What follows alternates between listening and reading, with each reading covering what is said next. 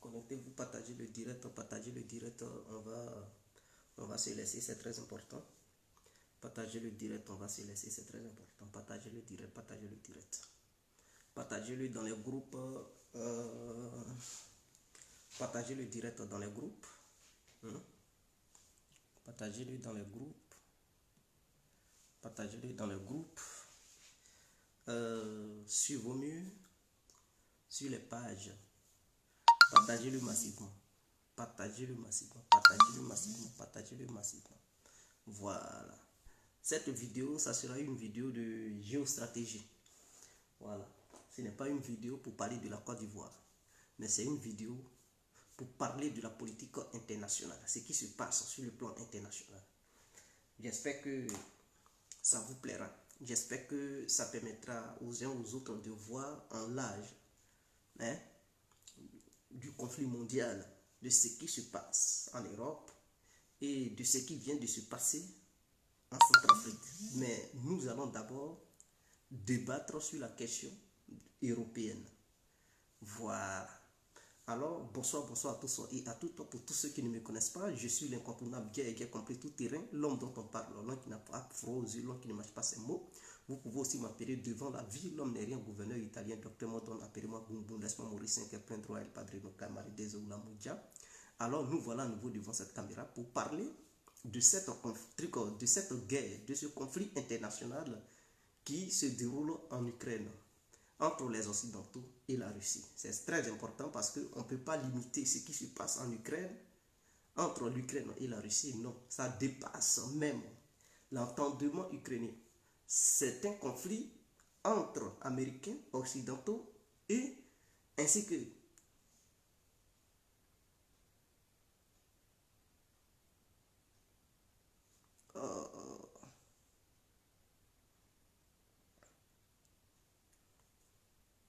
voilà, désolé, il y avait eu un petit souci technique.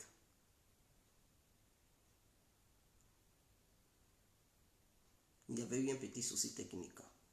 Donc, mettez les cœurs et mettez-moi mes étoiles. Mettez mes étoiles, on va quitter ici. Mettez mes étoiles, on va quitter ici.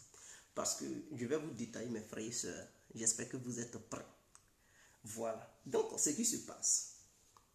Il y a des gens qui ne savent pas réellement ce qui se passe. Ils passent leur temps à critiquer la Russie. Merci encore, Ange Yannick Wayne, de m'avoir donné les 50 étoiles. J'exhorte tout le monde à faire pareil. Et vous, les femmes, là, donnez quand même les étoiles. Vous êtes, quand il s'agit des femmes influenceuses, vous êtes pressés à donner. Mais ce que je vous explique là ce soir, c'est quelque chose qui est éducatif. Voilà. Ce n'est pas une question de buzz, mais c'est quelque chose qui va vous cultiver et vous allez même transmettre ça à vos enfants. Donc ça mérite même des étoiles. Ce n'est pas où on casse les papous, on insulte les gens. Quand il s'agit de ça, vous êtes pressé, on dirait diarrhée, vous donnez des étoiles. Mais là où on parle des choses sérieuses, là vous devinez avant. Non, soyez quand même courtoises, chères mesdames. C'est très important. C'est quoi qui est encore faible? Mais je ne comprends pas. Grâce Keipo, vous dites que le son est faible. Est-ce que vous m'attendez? Dites-moi, est-ce que vous m'attendez? J'aimerais savoir si vous m'attendez. Vous me recevez? Est-ce que le son est bon? Si oui, vous mettez oui. Comme ça, on poursuit. Sinon, alors je vais essayer de voir le son à mon niveau. Est-ce que le son fonctionne très bien? Est-ce que vous me recevez? Répondez-moi si vous me recevez. Lionel Koulibaly, il dit, on m'attend bien. André Dubaï dit, le son est fait bon. Bon, écoutez, donc peut-être ceux qui ne m'attendent pas bien, c'est à leur niveau, il y a un problème. Mais sinon, la majeure partie de ceux qui me suivent me font comprendre que le son est propre, le son est bon. Voilà. Le son est aigu et digital. Donc, il faudrait que ça soit clair. Alors, pour ceux qui ne savent pas ce qui se joue en Europe ici, c'est tellement clair. C'est simple. Parce que d'autres regardent les médias occidentaux et ils disent que Vladimir Poutine est devenu paranoïaque, peut-être psychologiquement parlant, ça ne va plus, il s'isole, ceci, cela, il est isolé. Ça, ce sont les médias occidentaux qui vous font croire cela. Il n'est pas paranoïaque. C'est-à-dire, quand en Occident ici, quand tu n'es pas d'accord avec eux, tu ne vas pas dans leur sens, ils te prennent pour un fou. Est-ce que vous comprenez? C'est-à-dire, quand tu n'es pas sur la même ligne de conduite, ils te traitent de fou, ils te traitent de quelqu'un qui a un problème mental. Parce que pour eux, la vraie civilisation, elle est occidentale. Et donc, tout ce que les Occidentaux pensent, c'est ça qui est la vérité absolue. Aucun autre penseur ne peut quitter ailleurs pour raisonner autrement. C'est-à-dire raisonner autrement.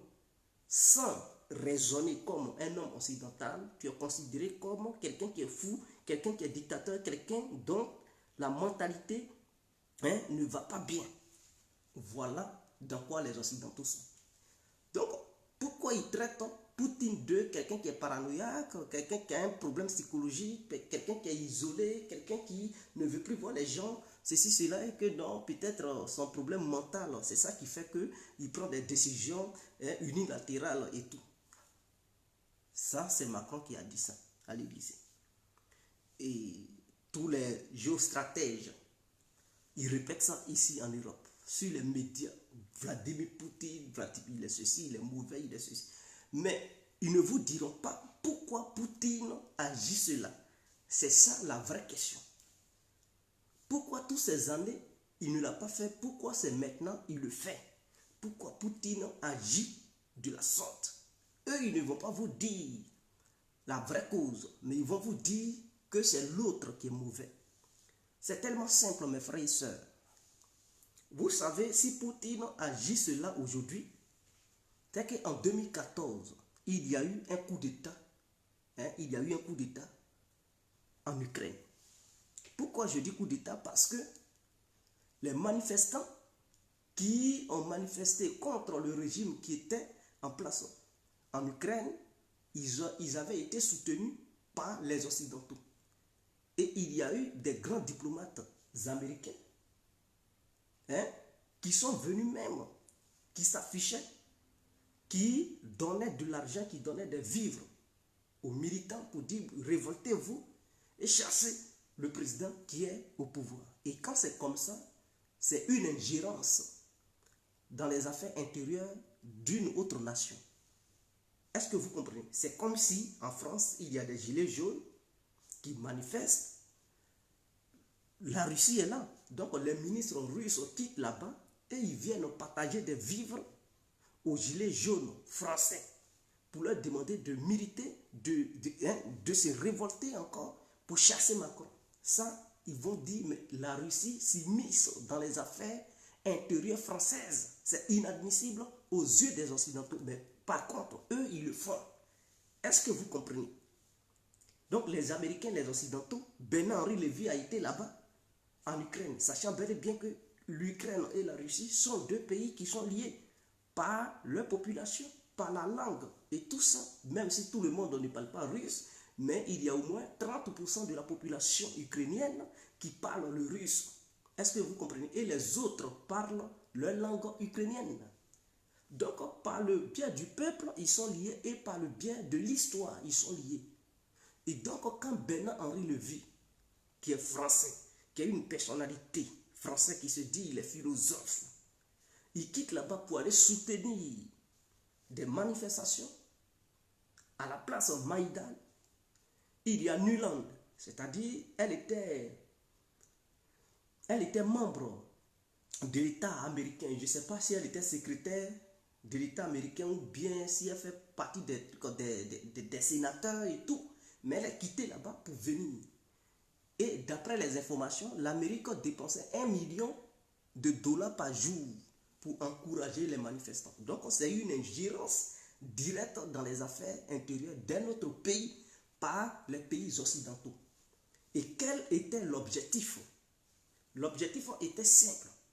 Renverser le pouvoir en place qui était là dans les années 2014 pour soutenir quelqu'un qui ne va pas s'attendre avec la Russie, mais qui va uniquement s'attendre avec les Occidentaux. Est-ce que vous comprenez? Et donc, quand ils ont fini de renverser le pouvoir en place, ils ont commencé à inciter les militants à dire que non, la Russie a ruiné le pays, la Russie est ceci, la Russie est... Donc, ils ont transformé les militants en anti-russes. Et ils ont demandé un pouvoir qui va signer des accords avec l'Occident. Ils ont demandé l'intégration de l'Ukraine dans l'OTAN. Ils ont demandé l'intégration de l'Ukraine au sein de l'Union européenne. Et qui dit l'intégration de l'Ukraine dans l'OTAN, ça veut dire directement, il lie l'Ukraine à l'Amérique parce que l'OTAN veut dire l'Amérique. Même s'il y a d'autres pays là-dedans, mais ceux qui commandent, ce sont les Américains. Ce qui veut dire, militairement parlant, l'Ukraine ouvre la porte aux Américains pour venir s'installer, créer des bases militaires sur le territoire ukrainien, envoyer des armes nucléaires, des bases militaires, que ce soit navales, aériennes ou terrestres. Ils ouvrent la porte aux Américains pour venir s'installer en Ukraine. Est-ce que vous comprenez? Et donc, la Crimée et Sébastopol, c'était le seul endroit où se trouvait la flotte russe sur le territoire, ukrainien. Et quand les Russes avaient les informations disant que ce coup d'État qui s'est passé, c'est pour qu'ils puissent permettre aux Américains de s'installer sur le territoire ukrainien, pour permettre aux Américains de prendre la Crimée et créer une base militaire de l'OTAN. Ce qui fermera directement la porte à la Russie à atteindre la mer chaude. C'est-à-dire, parce que si on ferme le truc, la Crimée, la Russie ne peut plus accéder à la mer Méditerranéenne. Est-ce que vous comprenez? C'est ce qui a poussé Poutine à prendre la Crimée. Pour dire non, non, non, non. Vous avez fait un coup d'État, je ne peux pas vous permettre de chasser la seule base navale criméenne qui appartient à la Russie dans vos mains. Voilà pourquoi la Russie envahit la Crimée. Et les Occidentaux n'ont pas cautionné ça parce que c'était ça leur vision. Créer une base militaire là-bas, une base navale pour encercler la Russie militairement parlant et mettre la pression sur la Russie pour ne plus que la Russie ait accès à la mer Méditerranéenne. Poutine envahit la Crimée. Ils ont mis des sanctions et tout. Mais ils ne se sont pas arrêtés là. Ils ne se sont pas arrêtés là. Au sein de l'Ukraine, il y avait des populations. Je vous avais parlé de 30% de la population ukrainienne qui est russe. D'autres se sont révoltés. Ce n'est pas eux tous, mais une partie s'est révoltée. Pour dire, eux, ils ne veulent pas intégrer l'OTAN. Parce que intégrer l'OTAN et l'Union européenne, c'est une traîtrise envers leur patrie, leur grand frère qui est la Russie. Leur grande soeur qui est la Russie, la nation russe. Donc eux, ils ne veulent pas que leur pays intègre l'OTAN et l'Union européenne. Maintenant, si le gouvernement central veut coûte que coûte intégrer l'Union européenne, eux, ils veulent leur indépendance. Ils ne veulent plus faire partie de l'Ukraine. Ça crée la guerre entre eux et le gouvernement central. Et donc la Russie a dit, bon, comme le gouvernement central combat les séparatistes russes et qu'ils sont d'origine russe, ils parlent russe, mais ils vivent en Ukraine, donc la Russie va leur apporter une assistance militaire. Donc la Russie leur donnait des armements pour qu'ils se défendent. Ils se sont défendus et il y a eu un accord, l'accord de Minsk, pour permettre au gouvernement central et aux séparatistes de s'attendre pour trouver un accord pour qu'ils puissent vivre ensemble, mais tout en leur laissant leur liberté, leur autonomie de faire leurs propres élections dans leur truc et tout. Le gouvernement central a refusé, disant que non, non, non, c'est une atteinte à l'intégrité territoriale du pays et que cela va faire l'affaire des Russes. Donc eux, ils ne vont pas signer l'accord et qu'ils ne vont pas mettre l'accord en application. Et que de la manière l'accord avait été signé, ils n'ont qu'à revoir. Ils n'ont qu'à revoir cet accord parce que ça ne fait pas l'affaire de l'Ukraine. Et que l'Ukraine avait signé parce que l'Ukraine perdait du terrain sur le plan militaire. Et donc pour arrêter les velléités l'Ukraine était obligée de signer. Mais maintenant que l'Ukraine s'est renforcée militairement parlant, eux, ils ne veulent plus appliquer l'accord. Ils n'ont qu'à revoir l'accord. Poutine a dit non. Si l'accord c'est comme ça, vous devez appliquer l'accord. Ils ont dit non. Donc les discussions depuis 2015 jusqu'à aujourd'hui, l'Ukraine ne veut pas appliquer les accords. Les Occidentaux aussi ils disent non. Eux aussi ils ne veulent pas que l'Ukraine applique l'accord. Et ils soutiennent les Ukrainiens. Et ils mettent Poutine sous pression pour demander aux séparatistes de mettre les accords en application. Mais Poutine dit, mais la Russie n'est pas une partie prenante dans cette histoire de truc. La Russie assiste, tout comme la France et l'Allemagne. Mais c'est à vous de demander au gouvernement central d'appliquer les accords. Eux, ils disent non, ils ne peuvent pas discuter avec des rebelles. Donc, ils ne mettront pas ça en application. Donc la diplomatie a duré, tantôt ça soulève la guerre, ça s'entretue, les gens meurent. À un moment donné, la Russie a dit, bon, si c'est ça, ça fait maintenant 7 ans qu'une solution politique ne se trouve pas. Et Kiev s'apprêtait à lancer une offensive militaire sur les séparatistes parce qu'ils ont reçu l'aide de l'OTAN. Est-ce que vous comprenez? L'aide de l'OTAN, les Occidentaux ont dit, nous allons vous aider à conquérir l'est de l'Ukraine où se trouvent les séparatistes militairement parlant. Qu'est-ce qu'ils ont fait? Ils ne sont pas dans l'OTAN, mais ils ont intégré dans leur constitution que l'Ukraine est prête. L'Ukraine est prête à adhérer au sein de l'OTAN. Et ils ont demandé à l'OTAN de leur permettre d'être membre de l'OTAN ainsi que membre de l'UE. Mais il y a d'autres pays européens qui disent non, si on accepte, ça peut créer des tensions avec la Russie. Donc pour le moment, attendez. Après, on va voir si on peut vous faire intégrer au sein de l'Alliance Atlantique. Mais pour le moment, attendez.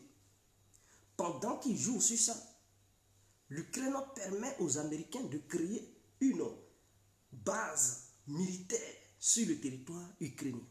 Ils ont créé une plateforme militaire de l'OTAN sur le territoire ukrainien qui permet à l'OTAN d'être en contact direct avec la base de l'OTAN qui se trouve aux côtés de l'Occident, c'est-à-dire côté naval. Non. Ils ont créé tout un système au sein du territoire ukrainien. Et l'OTAN déploie des armes petit à petit, renforçant l'Ukraine militairement parlant. Et en dehors des armes ukrainiennes que les Otaniens, les pays otaniens livrent à l'Ukraine, les gens de l'OTAN, ils envoient des milices privées qui sont des militaires de l'OTAN. C'est-à-dire ils envoient des militaires américains, mais ils ne portent pas le drapeau américain, mais qui sont des éléments de l'armée régulière américaine. C'est-à-dire ce que les gens ils appellent Wagner en Afrique là-bas, on dit ouais, ce sont des paramilitaires et tout. Voilà, c'est la même chose les Américains et les Européens font. Donc les Anglais viennent, les Américains viennent, les Français partent là-bas, les trucs, les Allemands, et de jour en jour, ils occupent l'Ukraine, ils créent des bases militaires petit à petit, et tout, et ils envoient des armes en sous-bâtiment. Parce qu'ouvertement, ils ne veulent pas que l'Ukraine rentre dans l'OTAN pour ne pas que la Russie se fâche. Mais en sous-main, ils créent des bases militaires, ils envoient des armes offensives. Et quand le renseignement russe a su ça, le renseignement russe a dit non, je ne peux pas permettre à l'OTAN de faire adhérer l'Ukraine en son sein.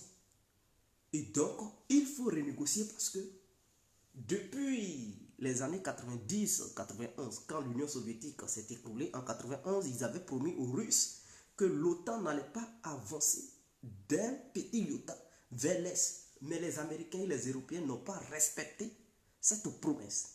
Ils ont fait adhérer les pays qui étaient membres de l'Union soviétique au sein de l'Alliance Atlantique. Et ils ont poussé leur pion jusqu'aux frontières russes. Maintenant, c'est l'Ukraine et la Géorgie, ils veulent l'intégrer au sein de l'Alliance. D'où la colère de Poutine. Pour dire non, je ne peux pas permettre cela. Est-ce que vous comprenez ce qui se passe? Je ne peux pas permettre cela. Les membres de l'OTAN qui faisait partie de l'Union soviétique retirer les armes nucléaires américaines, ainsi que les soldats américains, retirez-les dans ce pays-là, et que la sécurité de l'Europe revienne de la manière elle était dans les années 97. Les Européens ont dit non. Eux, c'est non recevoir, que non. C'est comme si c'était un ultimatum que Poutine leur lançait et que c'est impossible.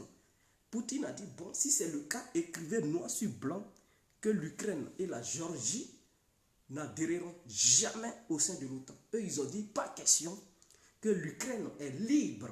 La Géorgie aussi est libre d'adhérer au sein de l'OTAN et que l'OTAN fait une politique de porte ouverte. Est-ce que vous comprenez? Et que si demain, l'Azerbaïdjan, les trucs d'autres pays veulent adhérer au sein de l'OTAN, la porte est ouverte, ils peuvent adhérer là-dedans. Poutine a fait comprendre que vous-même, votre organisation, vous avez dit le principal adversaire, c'est la Russie. Vous-même, vous dites ça, que l'OTAN a été conçu pour combattre l'URSS. Maintenant, comme l'URSS n'existe plus, vous dites que c'est la Russie qui est la menace et que votre organisation existe pour combattre la Russie. Bon, sur cette base, vous dites que vous avez créé un mouvement pour nous combattre. Pourquoi vous voulez coûte que coûte placer vos armes nucléaires ou intégrer des pays qui font barrage entre vous et nous? Qu'on ne peut pas faire adhérer des pays au sein de l'OTAN au détriment de la sécurité de l'autre. Et c'était des documents que les Européens avaient signés. Ils disent non, ce sont des accords qui sont périmés, ça fait longtemps que maintenant l'ordre a changé. Vous comprenez? C'est-à-dire quand ça arrange les Européens, non, quand ça ne les arrange pas, ils jettent ça dans une poubelle. Et puis, ils se basent uniquement sur ce qui les arrange. Est-ce que vous comprenez? Mais quand ce n'est pas en leur faveur, ils vont dire, quand ça y est en leur faveur, même si c'est un vieux accord, ils vont dire, non, cet accord existait. Ils vont aller chercher dans les annales pour dire, non, il y avait un tel accord. Mais quand ça y est en leur défaveur, automatiquement, ils vont dire, non, ce sont des vieux accords. Or, ces accords avaient été signés en 2010. Mais ils trouvent que 2010, là, c'est maintenant vieux.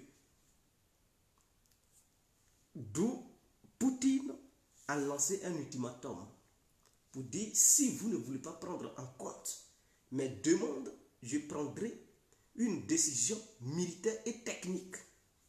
Ils ont dit, Poutine, il joue un Pokémon, c'est quelqu'un, il veut tester l'Occident pour voir où est-ce que la détermination occidentale peut se limiter, que l'armée russe n'a pas les moyens. Voilà, c'est-à-dire il minimise les autres pays.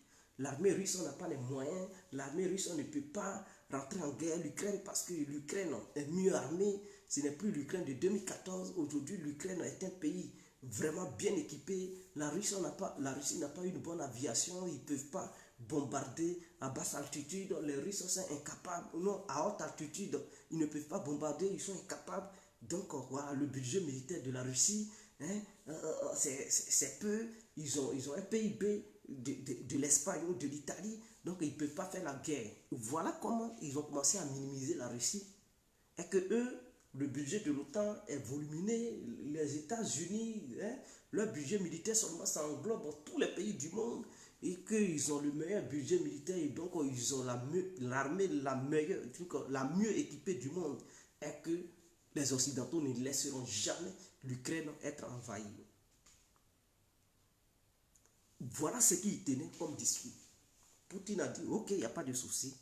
Il a commencé à faire des manœuvres militaires. Parce qu'il est gavé, il est déterminé. Il a demandé à l'Ukraine de retirer la loi qu'elle a fait intégrer dans sa constitution, disant que non, elle est prête à rejoindre l'OTAN, que l'Ukraine retire cette loi, et que les Occidentaux écrivent noir sur blanc pour mettre tapon, pour promettre aux Russes que l'Ukraine n'adhérera jamais au sein de l'OTAN. Et la Russie, par la suite, va publier ça aux yeux du monde entier, parce que c'est comme ça. Voilà, il faut faire avec les Occidentaux. Tu signes un contrat, il faut publier pour que le monde entier puisse voir ça. Comme ça, demain, là, ils ne vont pas mentir. Parce que si vous gardez ça en secret, après, ils vont dire non, non, non, c'est faux. Les Européens ont refusé. Est-ce que vous comprenez? Les Européens ont refusé, ont dit non, eux, ils ne veulent pas. Bon, Poutine était dans un dilemme. Il doit faire quoi? Les Européens ont refusé. Côté négociation des pays des séparatistes, les Européens envoient Poutine balader. Tout le temps, ils se croisent diplomatiquement parlant, ça n'aboutit à rien. Ils ne proposent rien de bon. Kiev ne veut pas respecter les accords. Et ça perdure. Pourtant, Poutine, quand il déploie ses soldats comme ça, mais c'est des dépenses militaires. Ça pèse sur l'économie russe. Donc, eux, ils veulent gérer le conflit pour affaiblir la Russie sur le plan économique et faire balader Poutine à la dernière minute pour ne pas que Poutine gagne un gain de cause pour lui dire mais il voulait se mesurer aux Européens, il n'a pas les moyens, voici, ils vont se moquer de lui. Donc Poutine, à un moment donné, il en avait marre. Il a pris la décision hier de reconnaître les deux républiques de Lugansk et de Donetsk comme des républiques indépendantes. Ça a choqué les Occidentaux parce qu'ils ne pensaient pas que Poutine allait aller jusqu'à ce point. Parce qu'ils l'ont menacé, sanctions, on va détruire l'économie russe si vous osez le faire et tout. Donc pour eux, avec cette histoire de sanctions, avec le Nord Stream 2, la Russie ne pouvait pas faire quoi que ce soit. Et que la Russie devrait se soumettre à ce qu'eux, ils demandaient de faire. Ou ils demandaient aux Russes de faire. Donc la Russie a pris l'engagement et la Russie a dit non. Si l'Ukraine existe, c'est grâce à Lénine. C'est-à-dire Lénine était un ancien dirigeant de la Russie. C'est Lénine, c'est un ancien dirigeant russe qui avait créé l'Union soviétique. Et en créant l'Union soviétique, c'est lui qui a créé l'Ukraine. Et donc, il dit c'est Lénine qui a créé l'Ukraine. Et qu'avant, c'était un seul pays. C'est Lénine qui a créé. Et par la suite, c'est lui qui leur a permis d'avoir une indépendance. Pour avoir un pouvoir et tout. Donc, il avait fait ça à plusieurs républiques au sein de l'Union soviétique, au sein de trucs. Donc, c'est ça qui a monté les galons. Et dans ça, quand il leur a permis d'avoir leur indépendance, après avoir créé ça, parce que l'Ukraine, n'oubliez pas, ça appartenait aux Turcs. Une grande partie appartenait aux Turcs. Les Russes se sont battus. Celle qu'on appelait Catherine II, de la Russie, elle s'est battue pour arracher cette partie aux Turcs. Même la Crimée appartenait aux Turcs. Ce sont les Russes qui se sont battus pour conquérir ce territoire. Est-ce que vous comprenez? Et quand ils ont fini de conquérir ce territoire, ils ont dit, bon, on va créer une république. Parce qu'ils faisaient ça, ils créaient des républiques au sein de leur grande union. Parce que c'est un pays qui est grand. Il faut créer des républiques pour permettre au gouvernement, pour mettre des dirigeants dans ces républiques pour qu'ils gouvernent. Donc même jusqu'à aujourd'hui, la Russie d'aujourd'hui, chaque parti a un gouverneur, chaque parti a un gouverneur. Donc c'est comme des petits États qui ont été créés au sein de la Russie, qui ont des dirigeants au sein de la Russie. Parce que le président central, qui est Vladimir Poutine, il ne peut pas gérer tout ça. Donc c'est à travers les autres dirigeants des petites républiques que la Russie est gérée. Et donc c'est eux qui font le point au président central qui est Vladimir Poutine. Ah, ça ne va pas bien, il faut nous venir en aide et ceci, c'est la Tchétchénie, par exemple, il y a Kadyrov qui est le président de la Tchétchénie. Et donc, c'est comme ça aussi l'Ukraine avait été créée. Et ils avaient nommé quelqu'un pour dire il faut être le dirigeant d'ici. Maintenant, celui qu'ils ont nommé là, à un moment donné, ils sont devenus forts. Ils ont eu l'argent, ils ont commencé à s'imposer pour dire ils sont nationalistes, ceci, cela. Et à un moment donné, quand l'Union soviétique s'est disloquée, eux, ils ont dit, bon, nous, on veut notre indépendance. On ne veut plus faire partie de la grande Russie. Nous, on veut avoir notre petit État, mais on sera toujours en accord, en parfait accord avec la Russie parce que, qui pleut, qui neige, nous sommes un même peuple. Et c'est ce peuple-là que l'Occident veut arracher à la Russie. Est-ce que vous comprenez? Vous ne m'entendez plus?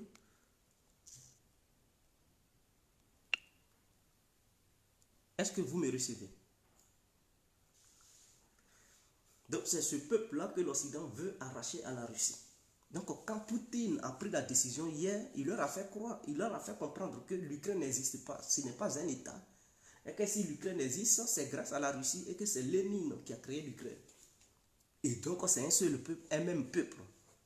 La Russie ne peut pas permettre à l'Ukraine de rejoindre les Occidentaux pour s'associer à eux et combattre les Russes. C'est inadmissible aux yeux de Poutine. C'est tout à fait normal. C'est comme une partie de la Côte d'Ivoire se révoltait pour se mettre avec les Ghanéens et faire coalition pour se retourner contre les Ivoiriens. Mais attendez, c'est inadmissible.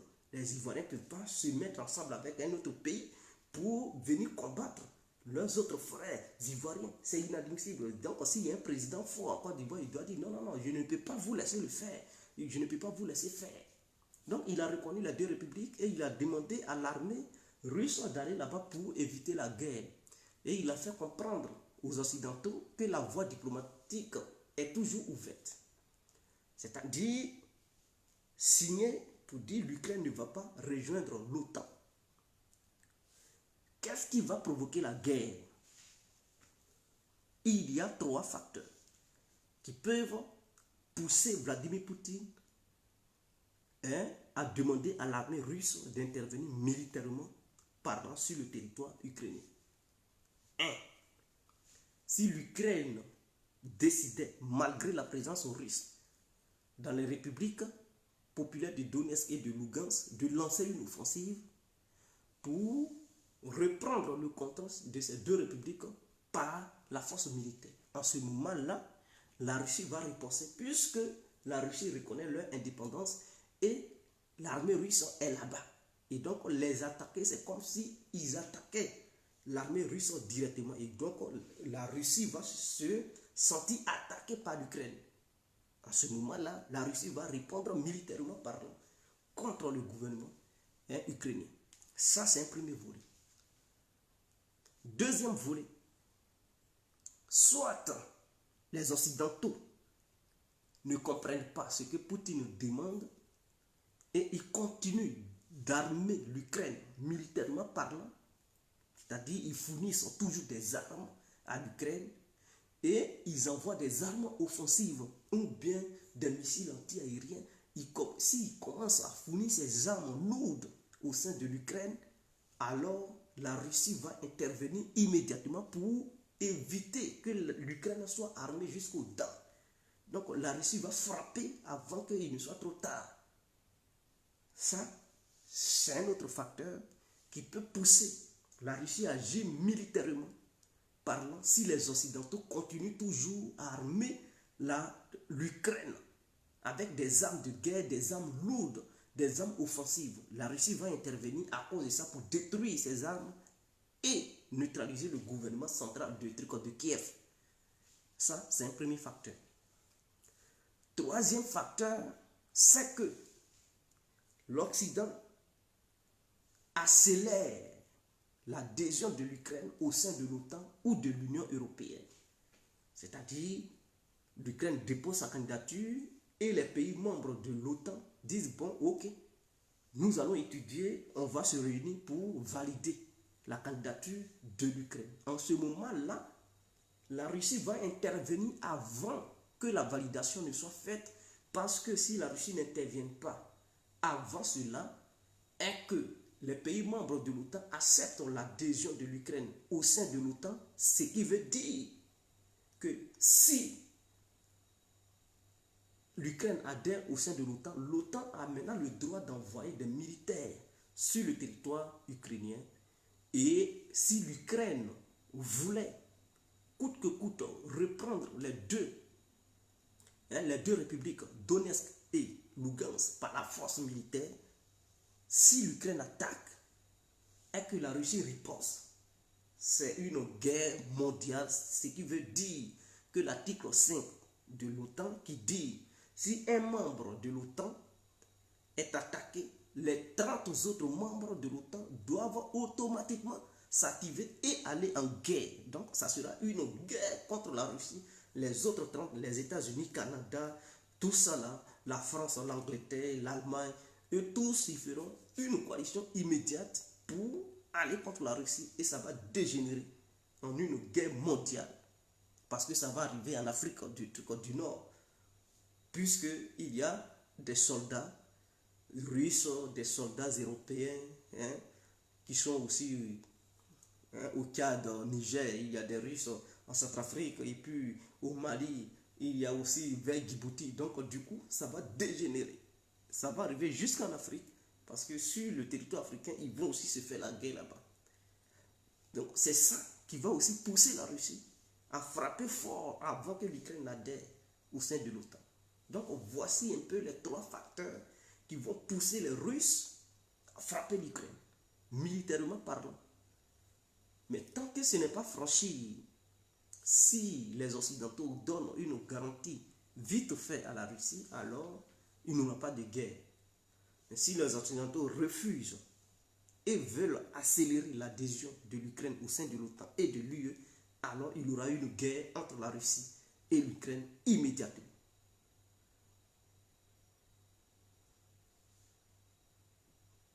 Donc voici un peu ce qui se passe. Voici un peu ce qui se passe, mes frères et sœurs. Donc, les Occidentaux ont entamé des sanctions. Ces sanctions, oui, les Russes vont sentir ces sanctions, mais ils vont trouver des parades. C'est-à-dire, ils vont trouver des voies et moyens pour s'en sortir. Ils vont trouver des voies et moyens pour s'en sortir. Parce que l'Occident n'est pas le monde.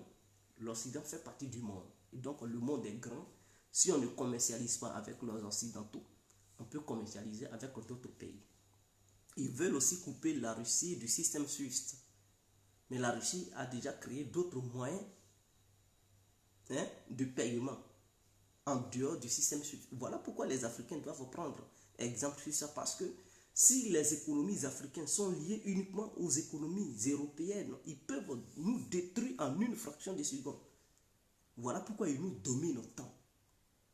Voilà pourquoi nos présidents se soumettent, parce qu'ils les menacent que si jamais tu ne te soumets pas à ce que nous te demandons, on va te sanctionner. Et quand ils attendent l'histoire de sanctions, ils savent bel et bien que s'ils nous sanctionnent, c'est fini. On n'a pas d'autres moyens. Mais il y a d'autres pays dans le monde, par exemple l'Iran, n'utilise plus le dollar. Parce que les Américains ont interdit les Iraniens à utiliser le dollar. Mais les Iraniens, ils vivent, ils font leur commerce. C'est-à-dire, ils utilisent d'autres monnaies, ils utilisent leur monnaie locale à travers le monde. Et ils commercialisent avec tous les autres pays qui veulent aussi les aider pour commercialiser. Donc, c'est comme ça. Les Chinois, tantôt ils commercialisent en dollars, tantôt en yuan. Les Russes, si on leur demande de ne plus commercialiser en dollars, et c'est ce qui s'est fait, mais ils vont utiliser leur monnaie locale, le rouble. Les Vénézuéliens l'ont fait. Mais je ne comprends pas pourquoi les Africains, au lieu de créer leur propre monnaie et faire aussi le commerce avec les Occidentaux, mais avec d'autres personnes, pour que, au cas où il y a un problème demain, s'ils nous sanctionnent, on puisse contourner leurs sanctions, parce qu'on sait qu'on a diversifié nos partenaires, et donc ce n'est pas un seul partenaire qui va nous tenir à la babichette pour dire, voilà, si tu ne fais pas ça, parce que si je te sanctionne, voilà, tu n'as plus autre partenaire pour commercialiser ou bien pour faire du business. Mais les gens ont compris ça. Ceux qui veulent progresser, ceux qui veulent prospérer, ils diversifient leurs économies. Leurs économies, ils ne confient pas ça seulement à l'Occident. Ils envoient ça partout. Pour que si demain il y a un problème, si l'Occident te sanctionne, tu sais qu'ils ont sanctionné une partie, mais l'autre partie peut fonctionner. Et donc, tu peux toujours leur tenir tête.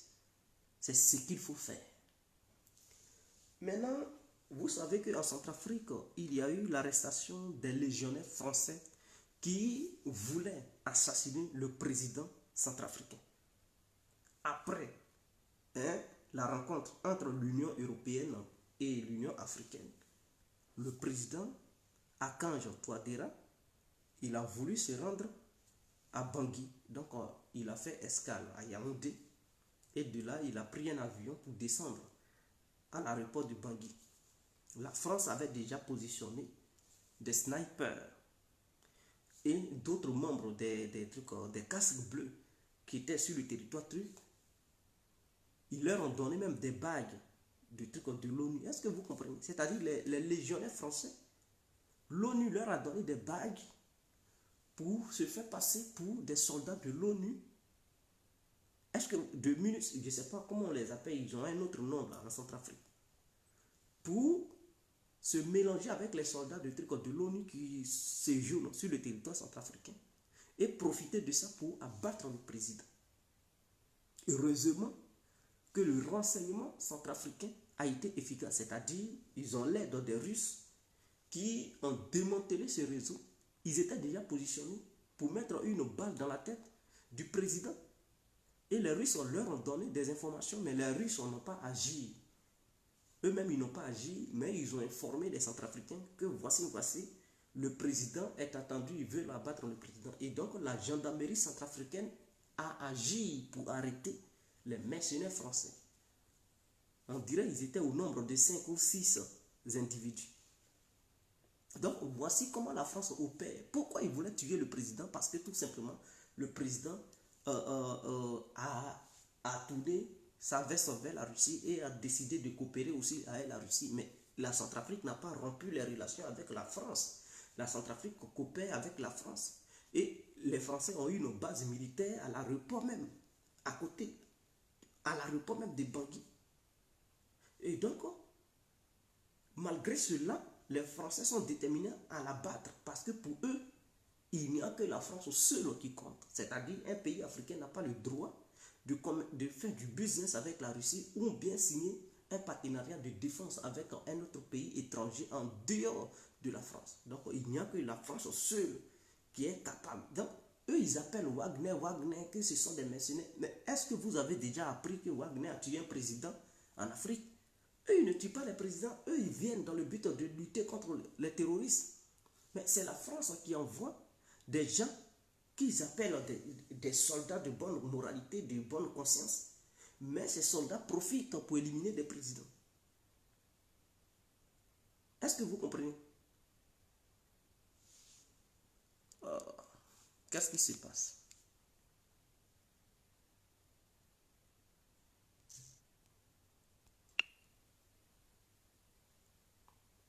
Vous m'attendez maintenant? Est-ce que vous me recevez?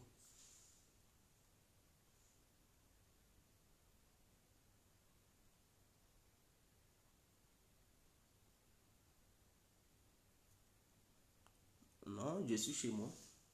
Mais je ne peux pas crier pour déranger les voisins parce que, voilà, je ne peux pas crier pour déranger les voisins. C'est un immeuble, il y a des voisins qui sont trucs.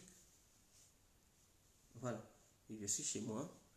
Mais si tu cries, ça, la voix peut traverser les murs, ça va déranger les voisins qui dorment, peut-être des gens, des enfants, ça va les réveiller là-bas, ils vont dire, ah mais ouais, tu nous embêtes de dormir, tu nous empêches de dormir. Donc ici c'est l'Europe, hein, c'est pas parce que tu es chez toi que tu vas crier, wou, wou, wou. Non, non, non, c'est pas comme ça que ça se passe mes frères. Voilà. C'est pas comme ça que ça se passe. Tu es chez toi, ça ne te donne pas, ça ne te pousse pas à crier.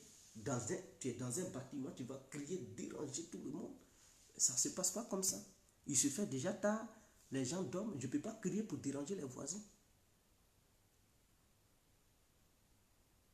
Donc voici un peu. Donc en Centrafrique, ils ont attrapé des légionnaires français qui voulaient éliminer le président centrafricain. Et donc c'est la même France qui crie que Wagner c'est un groupe paramilitaire, des voyous, ceci, ceci. Mais eux-mêmes, ils envoient des voyous aussi pour... Oh, Wagner n'a jamais tué quelqu'un. Wagner n'a jamais fait un plan pour éliminer des présidents africains. Mais par contre, la France qui se dit un pays démocratique, un pays de bonne moralité, un pays de liberté, de trucs qui envoie des gens, des légionnaires pour tuer. Donc, ça veut dire la légion étrangère, parce que le nom est clair. Parce que quand la France a toujours une opération ailleurs, c'est la légion étrangère qui va au nom des soldats français. Donc, ça veut dire que cette légion française est un groupe de mercenaires qui est dédié à éliminer des présidents. Et c'est grave. Et un tel pays qui bat campagne pour nuire l'image de la Russie en Afrique, qui procède à éliminer des présidents, mais c'est que vous comprenez que c'est un pays voyou.